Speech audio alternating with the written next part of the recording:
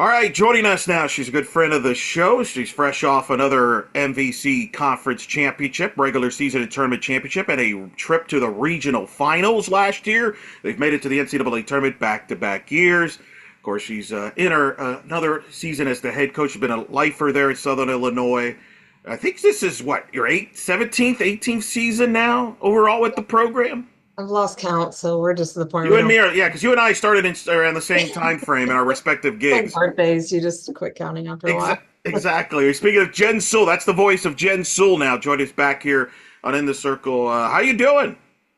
Doing good, enjoying a little fall weather, and it's still 80 degrees outside, so we're going to take it and ride it out as long as we can. So can't complain here. How has the fall gone? You played a bunch of fall ball games already there. You've got half your roster is new. Half your roster obviously is back from last year. Just how would you describe the fall so far from your team standpoint? Yeah, I think for us, it was really about we wanted to get to the 20-hour week right away with 12 newcomers, and eight of those being freshmen. So we knew the pitching staff was going to be a big deal. So getting them on the field, getting some film, getting some stuff going. We played 8 games, mostly against junior colleges, just to get out there and start to feel some sort of like, what is this chemistry going to be? What do we need to feel out? Played well for the most part, and I think getting out of the 20-hour week and getting on to the 8-hour week is pretty important for us because we've got to get to the off season now that we know what we've got to work on. So, when you have an experienced team and you know everybody, you can wait a little bit to play. But I thought we played early, and we're entering the real off-season portion of our program, and it's just time to get to work. So it's going to be interesting. It's a very different year than last year, but the newcomers, are blending, I think, but the key to it is taking those 8 returners and blending them with 12 people plus a couple more. So getting going. And you named a lot of captains on your team. Kind of take us through that behind the scenes of the process there, because what is it, 8 captains? I read there. That's a good amount. Well, and I think part of it is they're the 8 human beings that know everything about this program. They've been through the up and the down and the good and the bad and the adverse and the highest highs and the lowest lows. And they're kind of the heart and the soul, so they're the bullseye for us. But I think it was kind of like the ability to play like man-to-man defense with the newcomers. So there's kind of a 1-to-1, 1-to-2 ratio there. It's very difficult sometimes to create culture with these teams, especially with the transfer situation. They're coming from other programs where they have a complete change in culture, and then the freshmen are moving up from the travel ball world. So I wanted the newcomers really to experience the captains in a way that's like, hey, this is how we do things. Here are the standards. Here's how it's been for 70 years.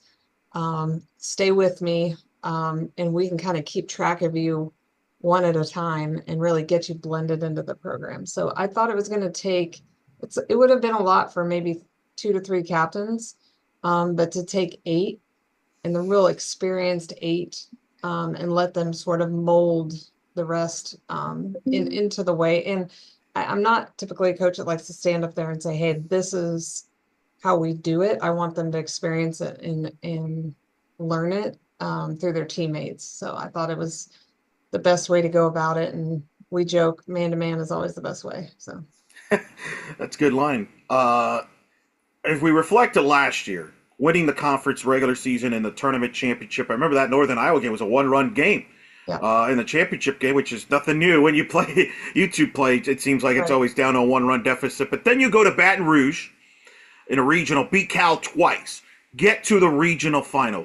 Now that you've had some maybe time to reflect on that, what comes to your mind on that special year last year to get to the regional final before obviously running into a talented LSU team, but to get that far in that magical year, what do you think of when you reflect back? Yeah, I think for us as a team, it didn't really dawn on us what the 2 Pac-12 wins meant to people all around the country. I think I heard about those wins more than any wins. Obviously, we had played well. We had come from behind in 3 games through the Valley tournament, and um, we went to Baton Rouge expecting to be in the regional final game, I think.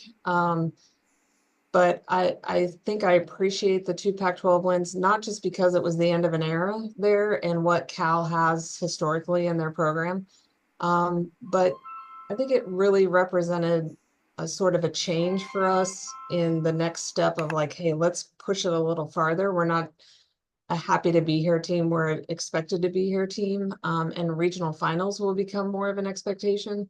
So but I've learned over the summer to really sit down and appreciate those two wins.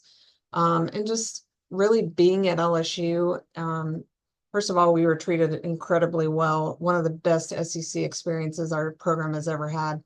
Um, but to really feel like we were in ball games with those types of programs was really fun. And the people of Baton Rouge, the people of LSU were like, hey, that's a great ball club. You guys deserve everything that you accomplished. And it was just nice to be in that environment, in that arena, expecting to be there and then playing well. So, And you mentioned it. A lot of people took notice of that. Like you meant in a weird way, right? More yeah, people had eyeballs on your playing Cal and playing LSU than maybe they do, obviously, in the conference tournament. correct. So how do you handle that now in the off season?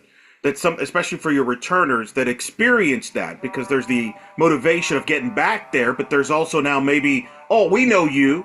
You're the team that had this success from the year before that got to a regional final. So how do you handle that as a coach? Well, I think the newcomers have been the most interesting piece of that puzzle. I think there's now becoming almost like an assumption that when you show up here, those types of things happen to this ball club.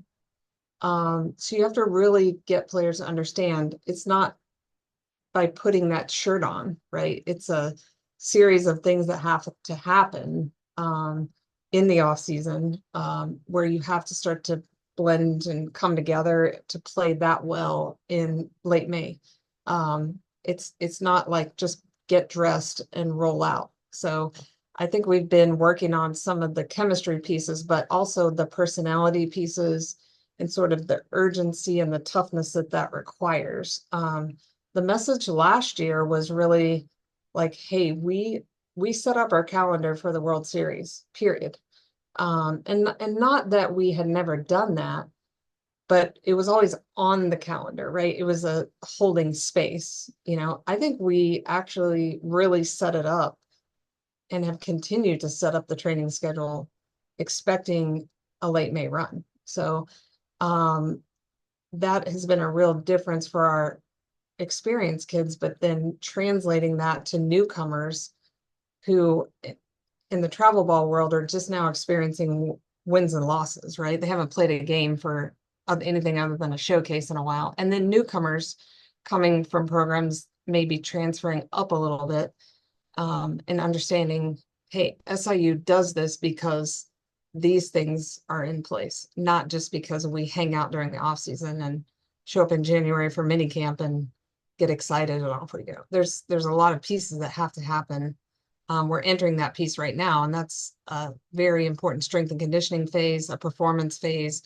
We're meeting with the nutritionists, we're meeting with the performance people, trying to get all those things really lined up for January. Did you take a moment at any point in that Baton Rouge Regional when you're maybe in the dugout or at Tiger Park there and kind of, I don't know, let's take it in, but I mean, that's a big moment there, especially when you get to that regional final. Because we've talked about when you've come on the show, the responsibility when you got promoted to the head coach, and the responsibility that comes with that, with the success that this program has with your former boss and what she built to get to that level. Did you take a moment there, either at some point that weekend, to kind of like appreciate it, and anything you will take from that personally as a coach that you will apply down the road? Yeah, I think before I left on that trip, I had looked up the number of SEC wins that the program had, and one of those wins was over LSU. Carrie had a big win over LSU. And the one great part about playing Beth Torina and LSU is she also respects programs that come into her park. She knows at any time, um, if their club is not paying attention to a team like ours, they can get beat as well. But I did really appreciate, I think that club um, honestly just belonging in that environment. It was really the first time in a few years that I looked around and was like, wow, we're really comfortable here. We're not nervous. We don't have sort of like an anxiety about it. We slept in our beds and ate the same breakfast and felt very good and stayed pretty healthy going into that regional. So it was the thing I most appreciated was probably just how comfortable we were. And I'm like, okay, we're really starting to put in the work of how to get here in late May and understand like, we're not begging to win the conference tournament and begging for an at-large. We're expecting to be here and then trying to do some damage while we're in that part of the tournament. I think the things that I probably would take with us were one, that feeling, just the belonging of being there. That team was one of the toughest teams I've ever been around in 25 years of coaching. I mean, we played in the snow, the rain, an awful travel schedule at times. We did some stuff that other teams had not just hadn't done or hadn't been willing to do, who were still very successful. But I'll always remember the toughness factor of that club. And I think as coaches, we always want to think that we can recreate that, but part of it is they have to choose it. And have encouraged our returners to really think about that team and respect their toughness. And maybe we don't have to act exactly like them. We don't have to be that team. We have to be a version of that team, but that is definitely something that I was thinking, man, this team's been through it all, and they're still standing here in the regional final. So.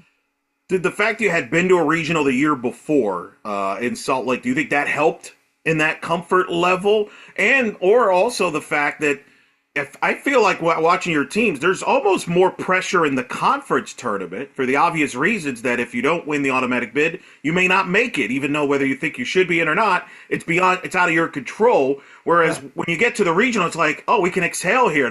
We're next. Is that a combination of those things? I mean, you couldn't have put it or said it any better. I think the Utah thing was like, man, like we've scored these runs and we're probably a tiny piece and one injury away from being in a regional final or more. And then we had to watch that team go on to the World Series.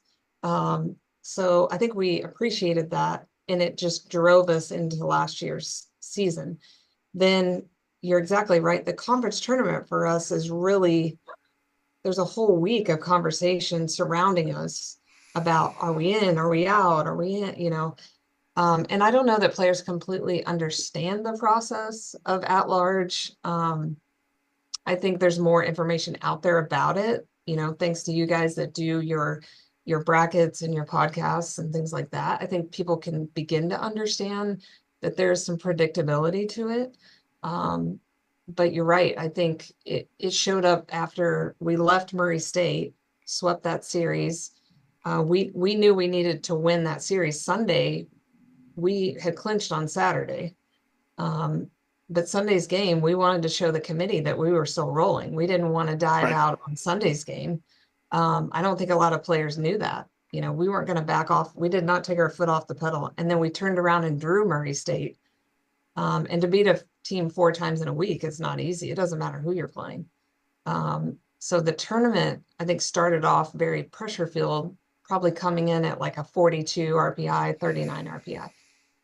And then I felt the weight get off at LSU again, much like we did at Utah. And I think then you can be a little more, hey, we can ruin this party versus, we are expected to win this party. So I was just glad you got a 3 seed finally. Like I feel like the year before you got a 4 seed and you got sent to Salt Lake, and I'm like, wow, because I think sometimes that's also a sign of respect that you did get a seed that you earned, not like, oh, we're just going to bump you to a 4, because not only you're hurting the team that's the 4 seed, you're hurting the 1 seed as well. And that, I feel like you're one of those programs that should be a 3 seed usually when you get in, but sometimes the committees fall in love with certain metrics and things like that maybe you shouldn't, instead of just watching the team play. So I hope that maybe this run for you making the regional final, not that every team's different, every year's metric, so we get that, but that you might now start getting the benefit of the doubt, just like some of the other programs, like a Boston has started to get some benefit of the doubt seeding wise, and things like that. Plus, it's unique because you in a regional where they use the 400-mile radius. You've gotten to travel a lot. Have you realized that? Because there's a lot of coaches Oh, we talk that about are it all the a time. lot of Yeah, coaches look at like why are they get to travel where we right. got to go back to the same regional? That's kind of I been can't the other tell you though, fascinating thing. it's been since, and you know this, it's been since 19 that Yeah, we have stared at the TV like, wait, Arkansas gone, Missouri gone, Kentucky gone, Tennessee gone, and then it's to Arizona State, to Utah, to LSU. And you're right, the 4 seed, 3 seed is a big thing to our players. It is and I understand in the 23 year, we were injured, we had finished fifth in the conference, we had really limped at home. But I think all of us knew what we were capable of once we got into that really like one game setting. The series were what were bothering us, the conference series, right? In the one game setting, we knew what we had. And then in 24, um, to see the 3 seed, I mean, there were even moments where we were doing the math to see if we were the 2 seed or not. And I think a little more, if we, like we talked about earlier, if we had a little more RPI going in, there may have been sure. that chance. But no one, when California popped up on the board, thought, man, that's not a winnable game. So, and we talked about California, we talked about their history. Obviously, with Ninemeyer there coaching when I came in to Division One coaching, and with now an incredible alum coaching there, they've really had an uptick in the players they've been able to recruit, and they play a lot like her. So a very aggressive style of softball. We talked about just their history and what beating a team like that would mean, but it was almost like, hey, we're expecting the regional final, and whoever gets in the way just gets in the way. So No doubt, it was a great year. Now, this off season, the big question, and then everybody's going to ask you this between now and February when you do all the interviews, which I'm happy to see. I've seen you more and more doing interviews, so I'm going to take I'm credit for that. trying. I, You know me, I'm not the extroverted individual that I'm trying. So you're doing they good. You're doing great. You're doing they great. You're push doing me great. out there a little bit more. So I understand. The big question you're going to get between now and February is pitching. yep. Obviously, the elephant in the room is who you had last year as your pitcher, Maddie Groff. She's moved on, going back home, close to home there Yep. in Omaha. There, so people are going to ask you about who's not there on your pitching staff. I'm going to Right. ask you about who is there Yep. on your pitching staff. So just describe the pitching staff this year and everything you've had to go through. I think obviously the transfer portal was huge for us. The first well, Kiana returns, McDowell returns as a sophomore this year. Didn't get a lot of time last year because of the two big number 1A and 1B last year. That's a kid that's going to get people out. The three freshmen, KT Dahlstrom out off the West Coast is a hard throwing up and down vertical type kid. Really the arm that I think is going to be an Everly type. And then you've got Emma Gibson, who was the Illinois Small School Player of the Year, coming in as a freshman. And, I think probably you'll see Emma probably 6, 9 outs here or there also can hit the ball, which is pretty dang cool. I've got some hitting pitching, which I'm going to try to use quite a bit this year. And then Jordan Stussy, I think, is getting healthy, had some summer issues that she was recovering from, but a kid out of San Antonio who kind of led the high school area down there. I think she's going to be very good. Recovering some velo and things like that after some minor ticks. I think the biggest name people will know is the Mackenzie Newcomb kid, the transfer from Sanford is going to be a big deal for us. That was a huge get. It was a kid we probably missed on the first time around and really developed into an incredible arm for Sanford. And I think she'll probably lead us as the number one, most likely. Um, Probably one of the best horizontal pitchers I've seen in a long time with some two, maybe three off speeds by the time she comes out of the off season. So didn't throw a lot this fall. Goal is just to stay really healthy until February with her. But it's going to be an interesting matchup in terms of like piecing together some freshmen and some returners. But there's 5 really good arms there. I was probably most impressed with Kiana McDowell, who didn't pitch a lot last year and returned and pitched a lot this fall. But I think, freshmen are freshmen. I think everybody knows that. What we think they can do and what they do is an always interesting gap to fill. So our focus will be on their development. And then I think Mackenzie, in the meantime, with Kiana, will fill a lot of blanks for us. So You've had success developing freshmen's yeah. players and pitchers. Case in point, last year. What's the key to developing that freshman and being patient with a youngster that they're going to be ups and downs? Yeah, I think the hardest part is to sometimes is to watch them absolutely throw the ball down the middle and get away with it. Because I think coaches know, and pitching coaches are hyper aware of this, they're not going to get away with that for too long. But the coolest part about them is that they are freshmen, and sometimes their naivety is perfect. Not a lot of film on them, not a lot of things discovered about them. Um, but the hardest part sometimes is just reminding them, like, this is a step up, right? Every time you take the next step, it's going to require a little bit more. So what you got away with in your being the number one on your team is probably not going to work all of season. You're going to have to constantly reinvent yourself. So I think that's been our focus with the young ones. But sometimes letting them kind of wander through life is okay because they get away with some stuff. And I think develop probably developing like mentality is the biggest thing. Because now when you give up that home run, you have to give it up as a one home run situation or that big hit, and you have to get over it, and you have to climb back on the mound, and you have to continue to do some damage in the strike zone.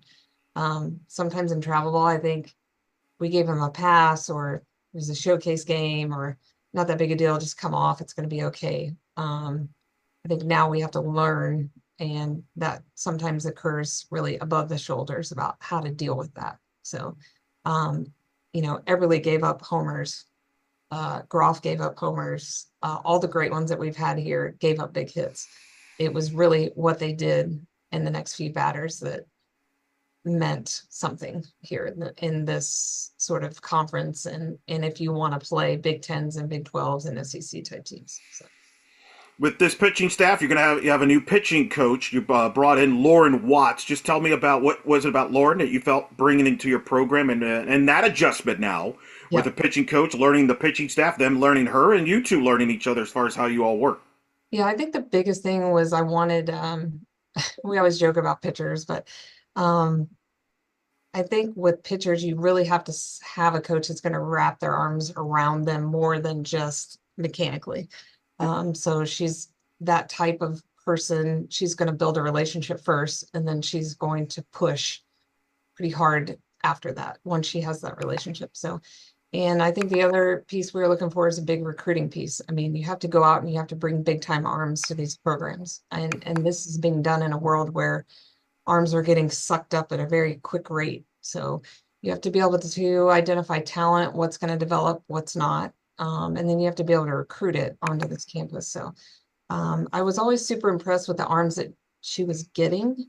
I think there were some people playing for them that probably could have chosen other programs, but they chose to pitch there because of her. I think a lot of pitching coaches have that sort of magnetism to them, like a charisma to attract pitching. And then you have to be able to teach it in a way that translates at this level, and I think she has both of those. So we've already seen it in the recruiting piece, just in the 25 and the 26 classes. So I think people are going to want to pitch here for her. And I think already the 5 that we have really latched on to a lot of things that she has to talk about. Offensively, of course, when you think of SIU softball, really now the last few years, you think of Jackie Liss. That name synonymous with your program there. Speak of her and obviously leading your offense, but there's other pieces there, the returners, the leaders there. Yeah, I mean, Jackie Liss, it's the chance to retain like a player of the year in an environment where a lot of our players of the year in this conference have moved on to different programs.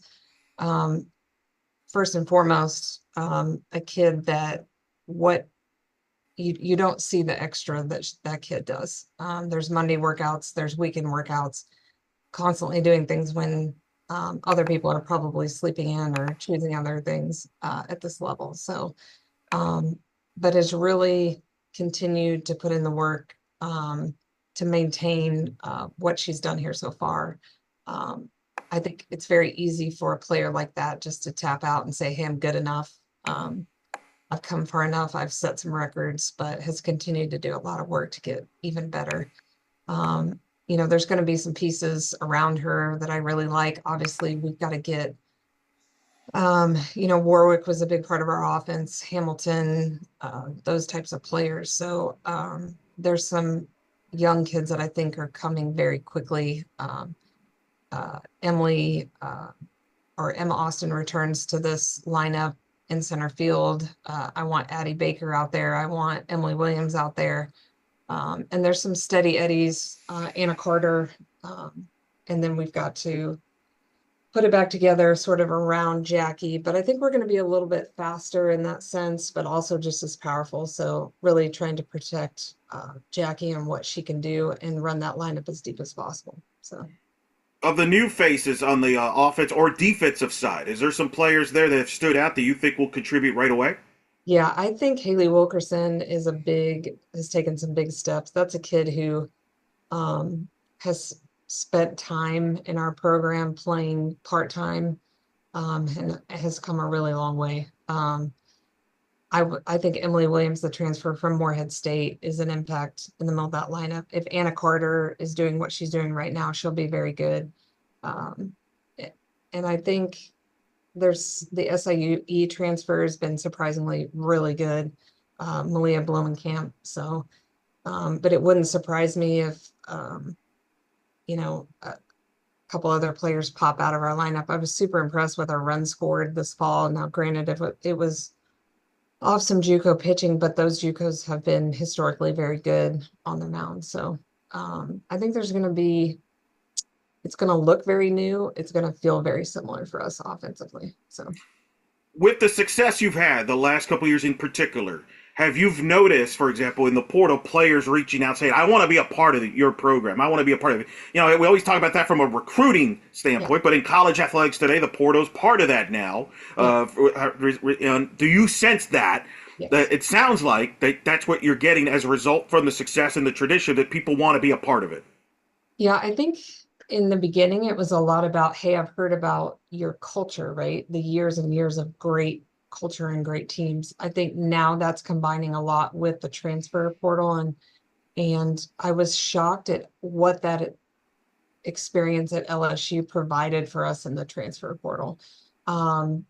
Before we even got home, there were emails in the inbox, text messages saying like, hey, I visually saw what your program has to offer. And that's pretty cool to be able to say to our staff, like, hey, and into that team, this is sort of your legacy, right? You put us on ESPN, on the major networks, and now we have players like a Mackenzie Newcomb who want to wear this jersey.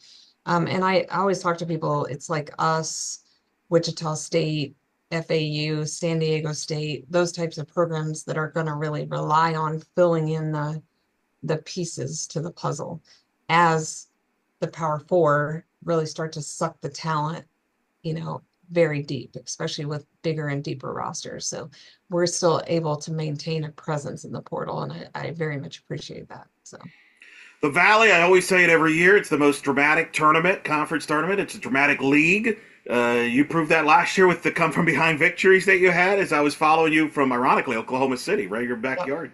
Right. There was covering Big 12 because I was making, obviously, I knew if you had not won the conference tournament, that was going to add extra hours of no sleep to me. It's trying to figure out if you're getting in. I know you were going to reach out and ask me about it. Thankfully, I never got to that point. Right. Thank you for that. Yeah. But describe the league this year. It's getting bigger, but it's getting even more competitive. Northern Iowa speaks for itself, but there's others. How do you feel about the league and in 2025 coming up? It's funny because we were sort of out first recruiting this weekend, and I was talking to Ryan Jacobs at UNI, and he's like, well, what do you think? And I said, Ryan, I really don't know. I mean, we've been so head down focused here on this roster and really working through our 12 newcomers that I haven't really had a chance to look or even talk to the staff about what they think. Um, you cannot ignore programs like UNI, Illinois State, Missouri State. And I think there's programs that are really, we've had coaching changes in different areas that are really pushing the recruiting. Bradley's playing very well at times. Belmont has played very well at times. And now you're having some teams like a Murray State who are transitioning from smaller conferences that are able to recruit bigger and, better players. So this year I think is just going to be different because the way that crop graduated, I don't know if it was like how COVID lined up, how graduation lined up for this conference, but it's just I think it's going to be equally as dramatic with different names. And it's really some of the most fun I've had coaching in a conference. Because it seems like less is decided before the game even starts in a lot of ways. You have to play every conference series here as if it were your last. So there's not enough talent difference in that sense. There may be a little bit of pitching talent difference from top to bottom, but otherwise runs can be scored and mistakes can be made in this conference, and it can dramatically affect how things go. But I think all the big players are in play, and there's always room for a surprise. So I've racked my brain about if I could work out a conference poll right now, and it will be the year that I probably could just throw the names up. And you know, I think it depends on health. It depends on the transfer portal and if people get what they were expecting. Right. Then this conference is a really great conference about developing players. And I never count out what the offseason means to the Missouri Valley. So it'll be very interesting to see just the preseason run for the Valley and just see who's playing well. From what it sounds like, UNI, us, Illinois State are going to play Missouri State are going to play some very tough preseason schedules. And I think there could be some odd wins and losses in that. And then if we all learn a lot and have our clubs ready to go, it could just be another year of just going after each other. So. You're right. I mean, you mentioned Murray State. They were just in the NCAA tournament a couple of years Yeah. ago. Belmont's been in contention for the league with the Yep. job Coach Matthews done there. Coach Willis has done a nice job building up Bradley there. You mentioned there's been a lot of changes in the coachings. There were a lot of legends have retired. Everything. Who's the voices now in the coaching in that coaches meeting now? Because I mean, we had Coach Blaylock for a long time. We had so many great legend coaches. Well, Now, yeah, are you one of them? Are you got to be one of them now? No. no. We all kind of look at each other like, what would Melinda say? What would Eric say? What would Holly say?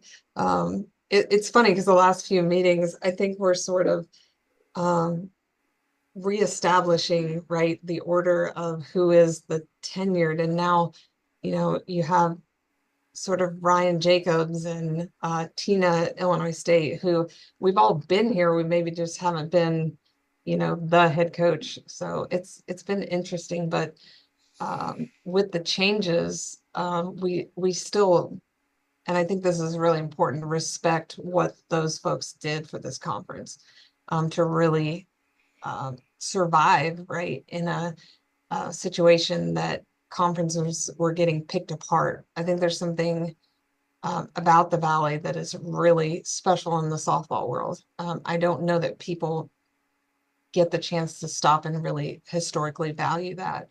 But you're right, it is a very competitive conference.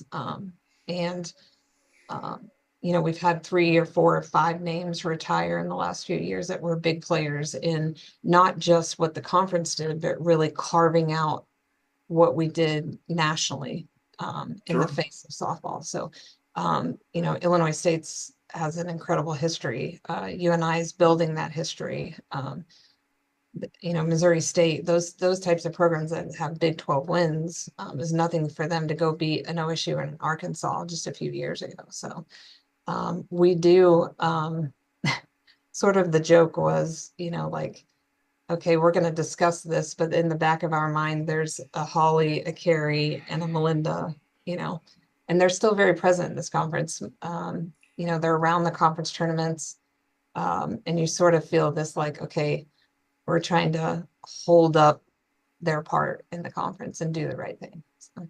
When you took over as head coach and you attended the first few head coaching meetings, did you just sit back and listen and take notes? Did the coach or was Coach Blaylock's voice in your head and saying, "Speak up, bring this up, bring this up"? What was that like? And still to this day.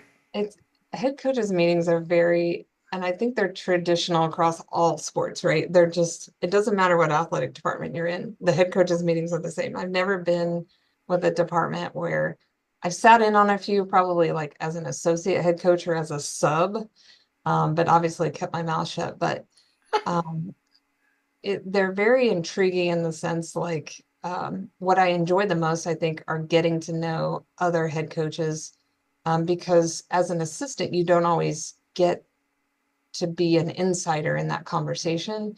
But what I enjoy is we have some head coaches here that are, um, they just have all different perspectives and they're going through all the same things that you are, and your program's going through. But they have some very different obstacles. Other than that, we're kind of all just sort of fighting for our own programs and wanting the athletic department to do the best thing that we can. But I think we're all trying to make sure in this sort of high mid-major separation, sort of like from the power four situation, like what is our role and what is our piece. But um, they're just very interesting. I definitely sat back through the first few to try to gather information, but um, it's being a coach is a very interesting thing. It's a very particular lifestyle in that sense. Being an administrator is a very particular thing.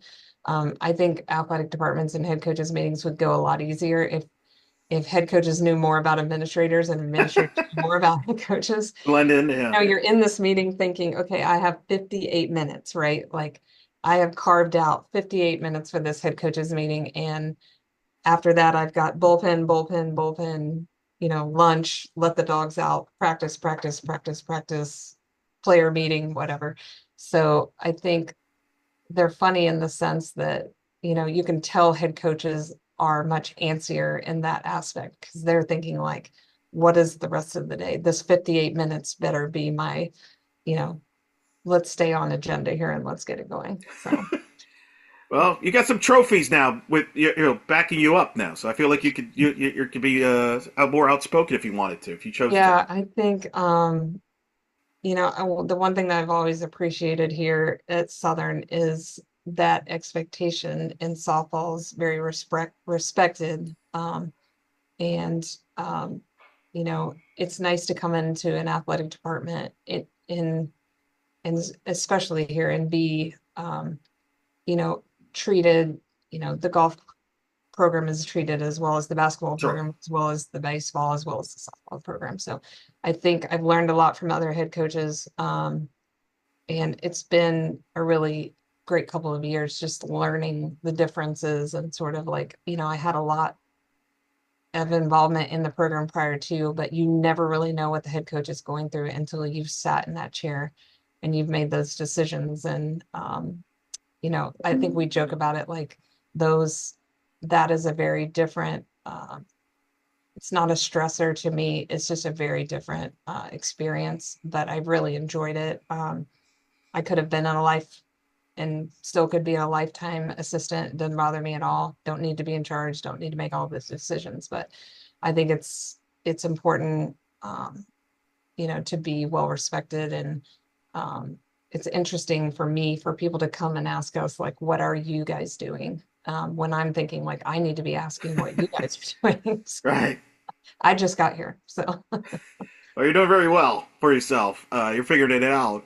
My last question, obviously, you got a few months before the opening day goes. What are maybe some thought questions you have that you're curious to find out about this group between now and then? Or maybe you won't know the answer until you actually play the other competition when it gets going on opening weekend. yeah, I think I want to see this team's personality. I have a big question mark in terms of um, we talk a lot about the idea of a championship, right? What all that means. I think that's a word that we just can throw around sometimes in the sports world. Um, what what can divide us between the other 300 teams almost playing college softball? I'm very interested. I think last year's team was divided from other clubs in the toughness factor. I think we talked about that. But I'm interested to see what this team's what's going to put them, what's going to level them up. I think if we right now, I feel a little bit like we're returners and newcomers. If we really put this puzzle piece together, I think we could be surprise a lot of people.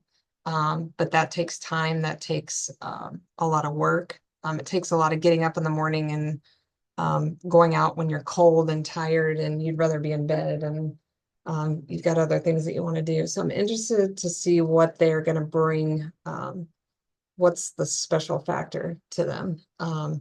And I don't want to tell them what it's going to be. I want them to show us what it's going to be. So I would like to see I like teams that are, I keep using the word tough, but I like tough teams. I like to build tough teams. I like to be around teams that are hard to get to quit.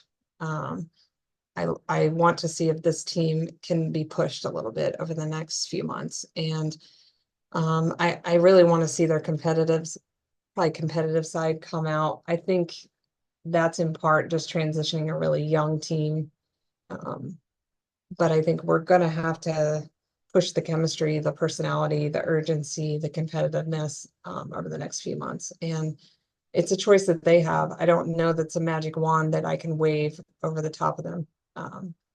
And but I am excited about it. I think that is the coolest part about coaching is really the development phase. The off season gets us out of bed.